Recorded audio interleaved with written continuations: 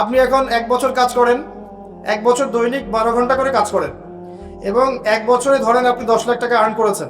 এই 10 লাখ টাকাকে আপনি 300 বছর রেখে দেন, আপনার টাকার অস্তিত্বই থাকবে না। 300 বছর পর বের করে ওই যে দেয়ালের মধ্যে ওয়ালপেপার হিসেবে আটকা রাখতে হবে। আর আসহাবুল কাহফ 300 বছর পর মুদ্রা বের করেছেন, যা রুটি কিনে নিয়ে আসা, ওই টাকা চলেছে ওই সময়। সমঝদার কে লিয়ে ইশারা কাফি। বুঝে নেন, যা চলছে এগুলোর মধ্যে একটা প্রতারণা আছে। এবং দরিদ্রদের, দুর্বলদের, আমরা তো দুর্বলদের সম্পদকে এভাবে সাক করা হচ্ছে, রক্তের মতো চুষে ফেলা হচ্ছে।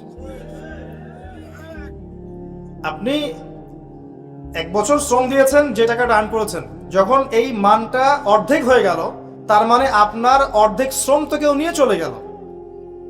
শুধু মুদ্রার মান কমে যায়নি, আপনার শ্রমটাও তো কেউ নিয়ে চলে গেল। আমি যদি আপনাকে বলি, আমার ফার্মে কাজ করেন, 1 বছর কাজ করেন, আমি আপনাকে 6 মাসের স্যালারি দিব, করবেন?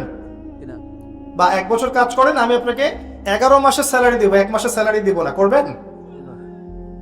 আপনি 1 বছর কাজ করছেন, সম্পদ জমাচ্ছেন মাশাআল্লাহ, ইলেকট্রনিক পেপারে মাশাআল্লাহ, এবং ভাবছেন যেটা সাস্টেইন করবে, রেখে দিচ্ছেন, দেখছেন মান কমে যাচ্ছে।